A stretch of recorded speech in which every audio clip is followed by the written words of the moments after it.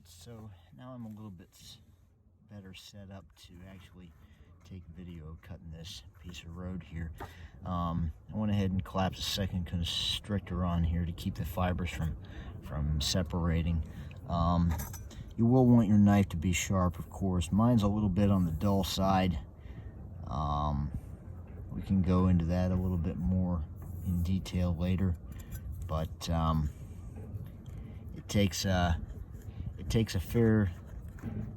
fairly steady amount of pressure and a few blunt strikes with a wooden mallet, copper mallet, or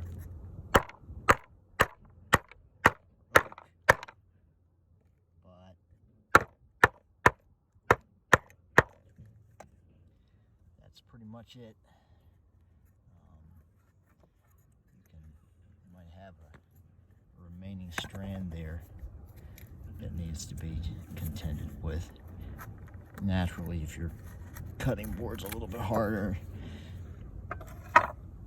you won't have that, but it's a nice clean even cut on the end there, and we can take this bitter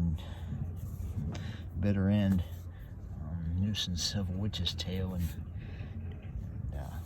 get rid of it for good. Okay, now that that's out of our life, put my knife away, and we can get on with whipping here. What we have is a piece of twine that I've middled up with a needle, and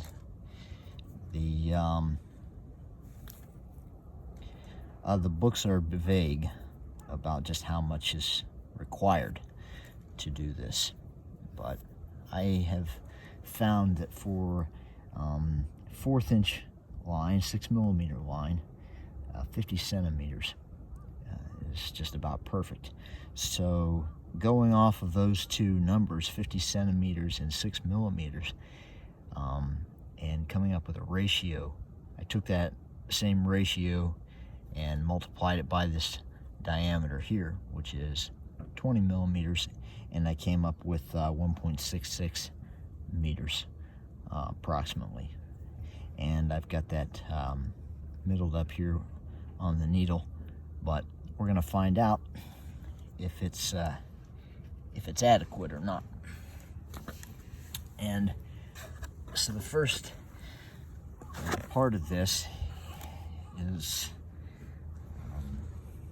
due mainly to the fact that most of what I've learned has come from working out of illustrations in books. I always tend to work from left to right, as illustrated, but you'll want to start down here away from the constrictor knot at least 1 rope diameter. That's going to be